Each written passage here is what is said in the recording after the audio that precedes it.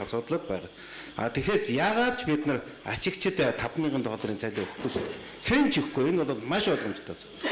За баярлалаа. Засгийн газар гэхдээ оюутлогоор оруулж ирж байгаа 2600 ажилтныг засгийн газар оруулж ирэх одоо зөвшөөрөл өгдөн шүү. Яг одоо бизнесмэнүүд биш. Тэр контрактыг харин яаж хийсэн бэ гэдгээс бас их шалтгаалж байгаа хаа. Тэр өстө бид нар одоо ингээд манай ашигын оюутлын салбарт бол ингээд ажилчаа авъя гэдэг инхээр өстө. Хуучин бол ингэдэг байсан. Ирээд тэгээд шалгуулаад зарим нь бол тэнцээ зарим тэнцэхгүй байдаг. Одоо бол бүр огт ирэх байсан. Тэгтээ бол одоо манайх бол одоо нэг дундаж оюутлч бол хийснээрээ 500,000 төгрөг авч байгаа сард.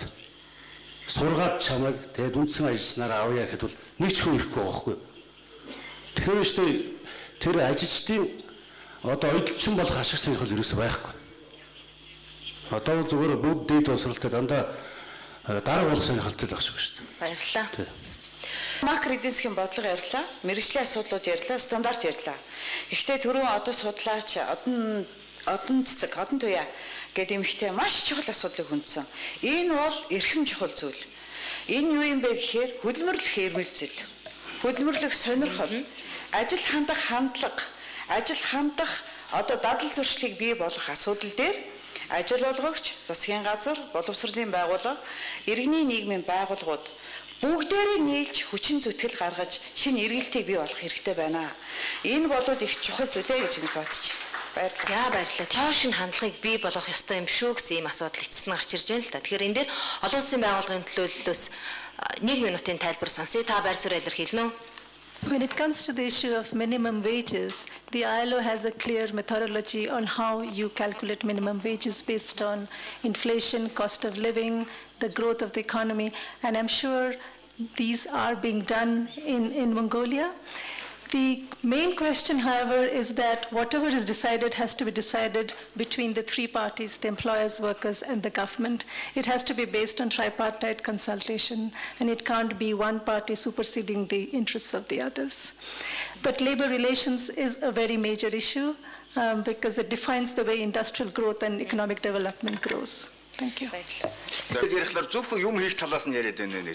Өнөөгийн скил буюу ур чадамж гэдэг бол 3 зүйлээс бүтэж байгаа гэдэг л ойлгох. Нэгдүгээрт үнэхээр юм хийх чадвар, хоёрдугаарт бол одоо сахилга бат, гуравдугаарт нь бол хүмүүжил хөдөлмөр хандах хандлага. Энийг 3 зохицмыг товт бодохгүйгээр мэрэгжлийн сургалт төр ажиллах ажлын захиалгах төр ерөөсөн бүтэхгүй. Ийм учраас одоо бид ярьж шít аливаа ажил олгогч бол ерөөсөө хүний юугаар нь голдог гэхээр юм хийж чадахгүй гэдгээс гадна аригчин хулгайч. Хамаагүй нь хулгайлаж явцдаг, арих уудаг.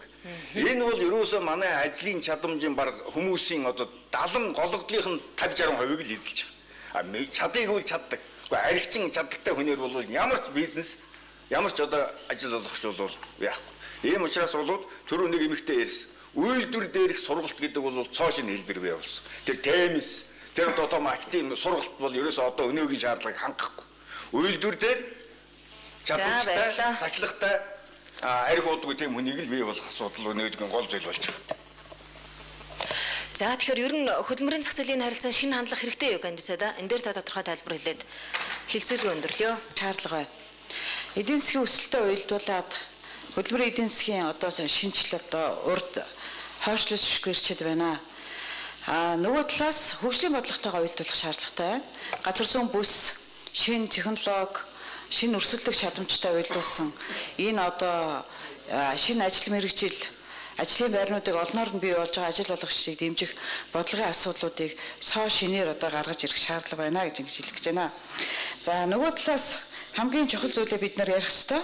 За энэ нь юу вэ гэхээр харьцангуйгаар шилжилтийн эдийн засгтай байгаа манай орны хувьд нэг нь маш өрсөлдөх чадамжтай мэрэгсэн ажлын одоо ажил хүчний илүүдэл болсон хэсэг байхад нөгөөсх нь хуримтлал үүсгээгүй мэрэгжилгүй ямар нэгэн байдлаар ажил мэрэгжил эзэмших бололцоо байхгүй энэ иргэдийн энэ одоо хоёр хэсэг дээрх онцлог бодлого явуулах шаардлага байна гэж ингэж хэлэх гэж байна. Нийгмийн бүх салбарын одоо маш чухал одоо асуудлууд энийг яах аргагүй ажлын байр Монгол хүн бүрээ ажилдаа орлоготой болгох ийм асуудлыг ярих одоо маш өргөн хүрээнд ярих тийм байсан боловч харамсалтай нь бол хугацаатай байлаа. Өнөөдрийн хилцүүлгээс гарсан чухал саналууд эх жилийн үдид ихэд засгийн газар за төр бодлогын түвшинд хилцэж тодорхой шийдлүүдэд хүрсэн бахаа гэсэн ийм хүлээлттэйгээр хилцүүлгээ өндөрлөө. Баярлалаа та бүхэнд. За баярлалаа.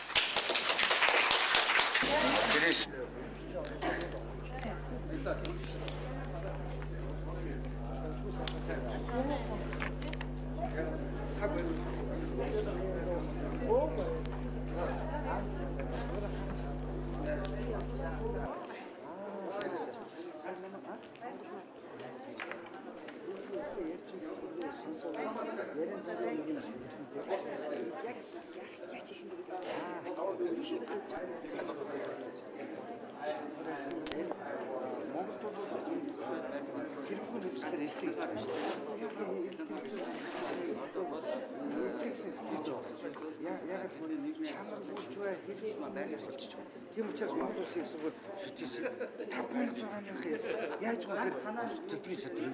Хоёр гамбаа мөнгө л авчихсан бодож тэр нэрс